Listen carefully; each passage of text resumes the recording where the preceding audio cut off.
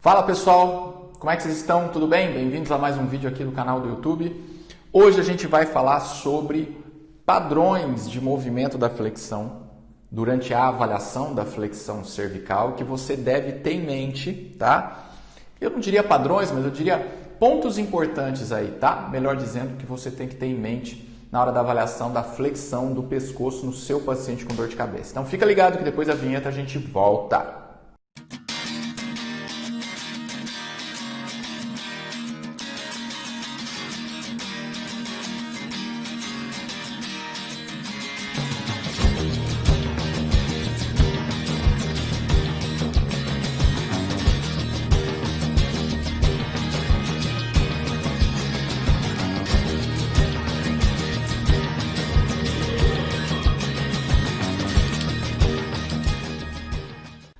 Fala pessoal, tudo certo com vocês? Bom, antes da gente começar, não se esqueça de se inscrever no nosso canal e ative o sininho para você ficar sabendo desse vídeo mais rápido, receber esse vídeo mais rápido, ficar sabendo quando sai novos vídeos, beleza? Então vamos ao que interessa.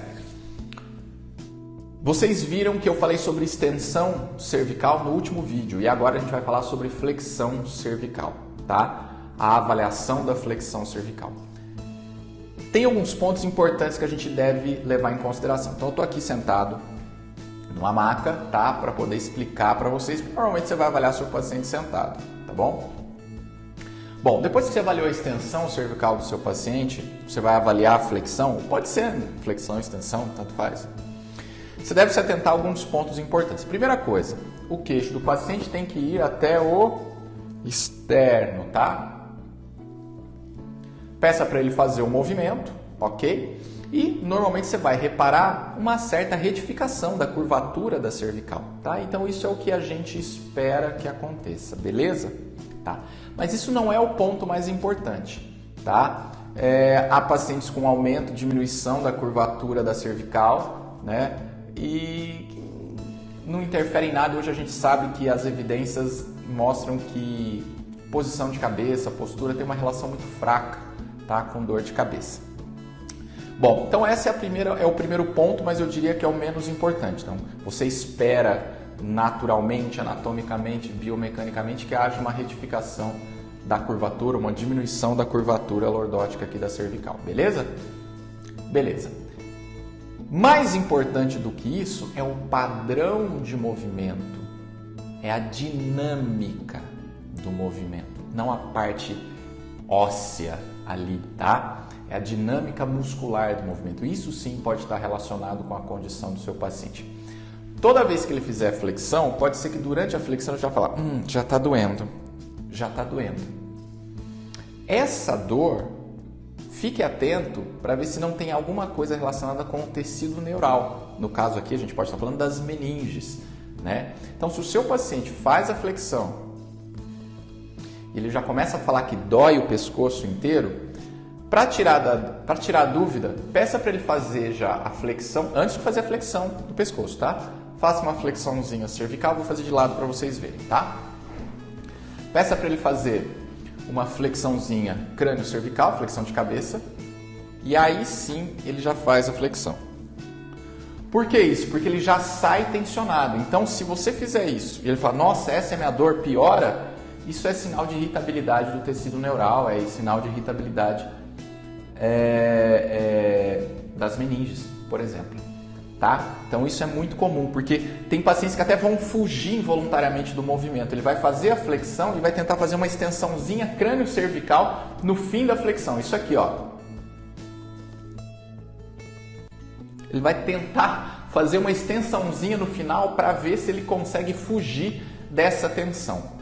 Tá? Então isso é muito comum acontecer, ok? Segundo ponto, durante a flexão também, na hora que o paciente for voltar da flexão, então ele fez, na hora que ele for voltar, ele começar já com extensão de cabeça, extensão crânio-cervical, que seria isso aqui, ó, para depois fazer a volta, isso significa uma dominância, um aumento da atividade dos extensores superficiais. Principalmente a gente sabe que esplênio da cabeça e semiespinhal da cabeça, tá? Isso significa que há uma alteração do padrão comum que a gente espera da volta da flexão. Isso é um problema? Isso não é um problema? Isso vai depender do seu paciente. Se existe alguma relação com o caso do seu paciente. Isso causa dor de cabeça? Não necessariamente, você não tem uma relação direta que isso causa dor de cabeça, mas você está vendo que você tem um paciente ali com dor de cabeça, com dor cervical associada, e este paciente apresenta um padrão de movimento de flexão que não é o padrão natural, não é o controle de movimento, o controle neuromotor que é o natural. Ele está fazendo uma adaptação, tá? E muitas vezes você corrigindo isso, né, você pode ajudar muito o seu paciente. Isso pode ser uma consequência da dor, tá? E independente, aí é que está o pulo do gato, independente de ser consequência ou não da dor, muitas vezes você corrigindo esse padrão de movimento, tentando entender por que é que ele está dominando, usando mais, né? Tendo essa dominância de extensor, usando mais extensor para subir, extensor esplênio e semiespinhal, né? Fazendo essa extensãozinha crânio-cervical. Por que é que ele está fazendo isso? Será que isso tem uma relação com o quadro dele? Será que se eu não corrigir isso não melhora? Tentar entender o porquê disso. Tentar entender o porquê. Pode ser que isso tenha relação, mas pode ser que não tenha. Então corrige, vê se muda alguma coisa. Tente diminuir a atividade dos extensores superficiais, aumentar a atividade dos flexores superficiais, dos flexores profundos, corrigir esse ambiente aqui cervical, porque pode ser que isso tenha relação com a dor dele. Tá? De novo, eu não estou falando que isso vai causar dor de cabeça, mas isso pode ser um dos gatilhos. Ok? Então, veja que durante o movimento de avaliação da extensão e da flexão crânio-cervical, você tem pontos muito ricos, informações muito valiosas ali que podem estar relacionadas à condição do paciente. Nós estamos falando de dor de cabeça, mas pode ser simplesmente um paciente com dor cervical. E aí você pede para ele fazer flexão e extensão e você fala, tá bom, ele continua com o movimento ali, ok, ele termina o movimento com um pouco de dor. Isso não te diz nada.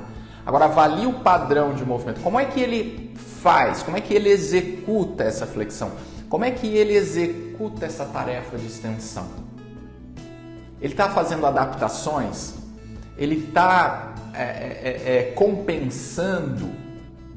Ele está fazendo movimentos que teoricamente não são os movimentos que nós esperamos, naturais? Por exemplo, fazer uma extensão crânio-cervical, uma extensão de cabeça muito antes de começar a flexão, a volta da flexão, né? Esse movimentinho aqui. Ou na hora que ele faz a flexão, ele começa a fazer extensão no final da flexão. E são padrões de movimento alterado. Com isso em mente, sabendo da onde que está vindo isso, né? No caso aqui a gente falou da volta da flexão, dominância dos extensores. Então, peraí, está dominando os extensores? Tem um padrão alterado de movimento aí. Por que os extensores estão dominando? Às vezes você vai palpar o extensor está ali bombando.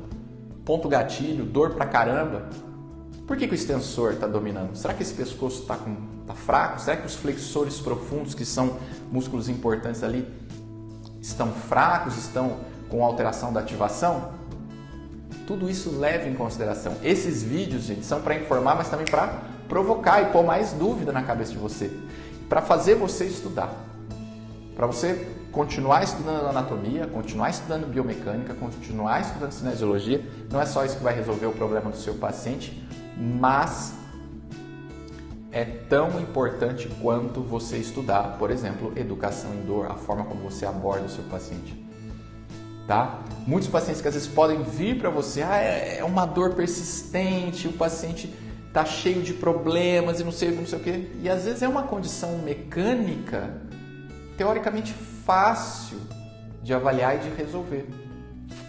Não se esqueça da biomecânica não, tá? Não se esqueça. Biomecânica não explica tudo, de forma alguma. Mas ela ajuda bastante, ela faz parte do processo do atendimento, de avaliação, diagnóstico e tratamento de um paciente. Beleza? Estrutura não explica tudo, mas faz parte do processo, tá? uma lesão de uma estrutura, uma alteração do controle motor pode gerar dor, sim. Não é 100% dos casos. A dor é uma questão muito mais complexa ainda. Muito mais complexa ainda, né? Mas a gente não pode esquecer disso.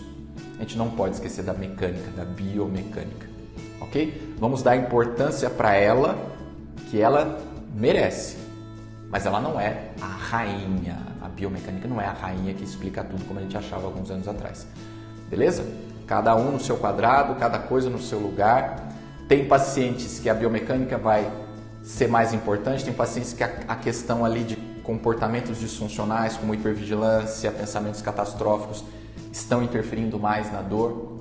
Tudo é uma balança, tudo vai da sua avaliação, tá? Então, o que eu estou falando aqui foi de extensão e agora de flexão.